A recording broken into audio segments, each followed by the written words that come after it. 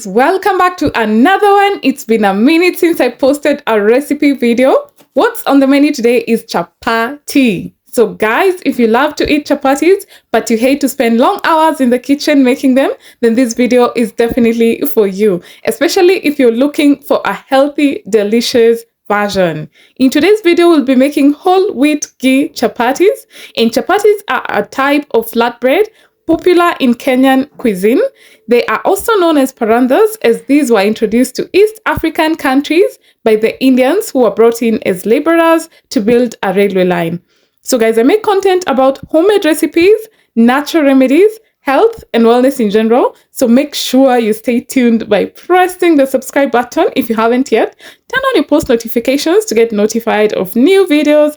And to all my new and returning subscribers, you guys are my sugar, spice, and everything nice.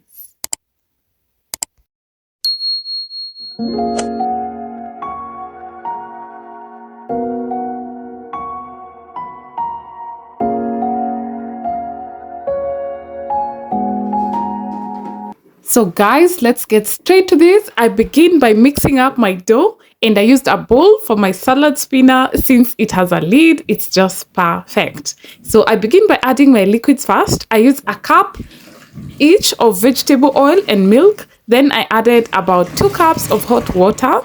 I will write all the measurements and ingredients that I used in the description down below, so do check it out. At this point, guys, any liquid will do. You can choose to skip either. And also guys, this dough making process is what determines the end result of your chapatis. This method I shared is an easy, straightforward one, no complications. It will yield very soft, delicious chapatis. I then went ahead to add my whole wheat flour in bits. I used a total of about 4 cups of whole wheat flour to make this, which gave me about 15 chapatis in total. So guys, feel free to alter the ingredients to make less or more. I also placed a polythene bag in my hand to knead the dough before I went in with my bare hands. New YouTuber challenges, I tell you. I was switching around the camera angles for you guys. That's why you should subscribe. So I was just trying to save time. Don't try this one at home.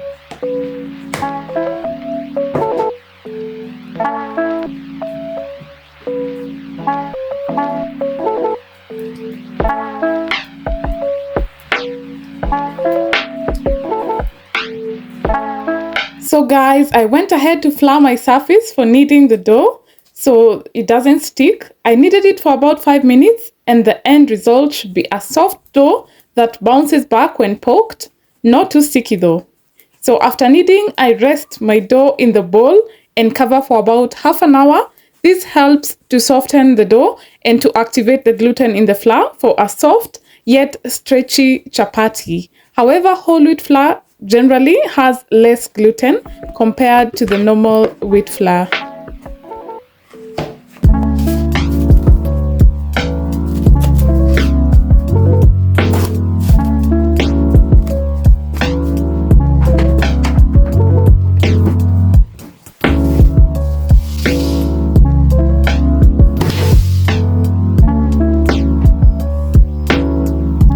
So guys, half an hour later, the dough is ready to cook. At this point, it's quite soft and a bit sticky. So I go ahead to flour my surface and rolling pin to prevent the dough from sticking. Then I roll my dough flat about 1 inch thick. Then I go ahead to overlap it into a pipe shape to enable me to divide it into smaller dough pieces, which are going to be making our chapatis.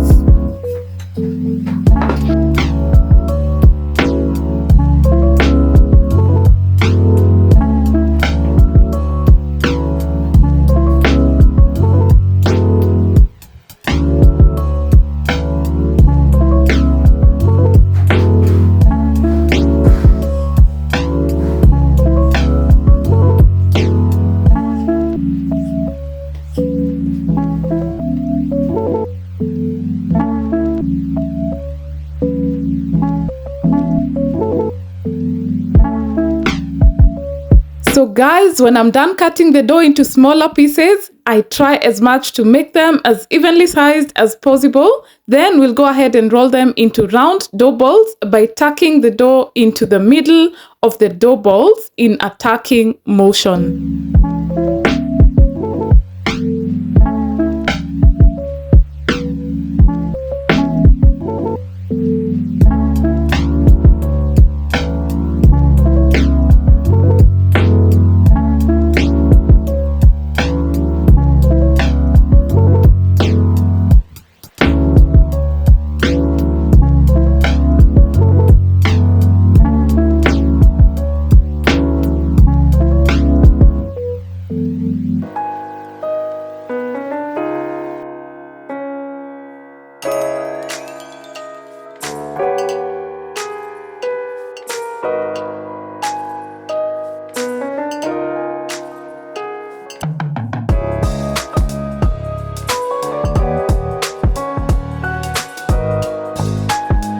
After all the dough balls are ready to roll, I place my pan on the fire. The flame should be medium, not too high, as this will burn your chapatis, and not too low either, as this will cause your chapatis to take a longer period on the fire, therefore causing them to dry out.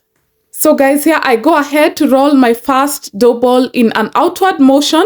Try as much to make the thickness as even as possible. For the round circle chapati shape, I promise you'll get better with time if you're just a beginner to making chapatis. The shape should not worry you as much. Just focus on rolling out an evenly thick dough, which is not too thin to prevent it from burning, but also not too thick so that it cooks evenly.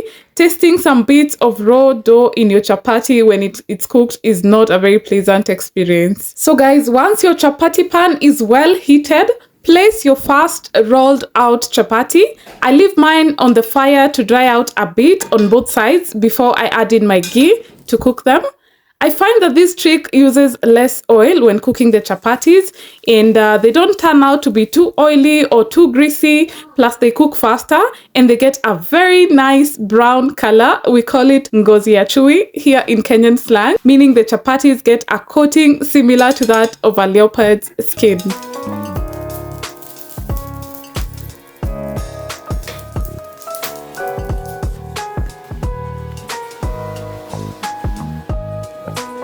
So guys, I coat my chapatis using ghee, which gives them a very delicious aroma and flavor. And your chapati is ready once it turns into this golden brown color, similar to a leopard skin on both sides. Once you turn them over, I go ahead to store mine in a hot pot, then cover them with a lid.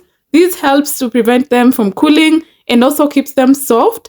Just remember to place a serviette at the bottom to prevent the chapatis from sweating. And guys, feel free to use any other cooking oil of choice apart from ghee. I repeated the process until all my chapatis were ready. As I mentioned earlier, this yielded about 15 chapatis in total.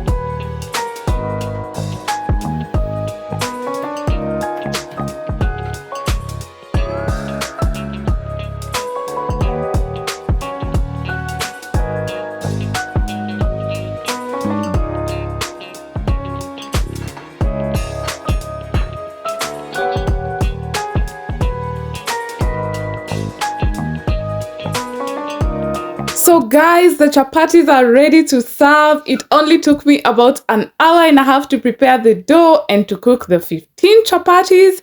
I think that is quite fair considering they could have taken longer. This method is quite easy and fast, plus it also yields very soft and delicious chapatis. Feel free to serve them with any accompaniment of your choice, like vegetable or meat stews. You can also use them as wraps or enjoy them with a cup of tea.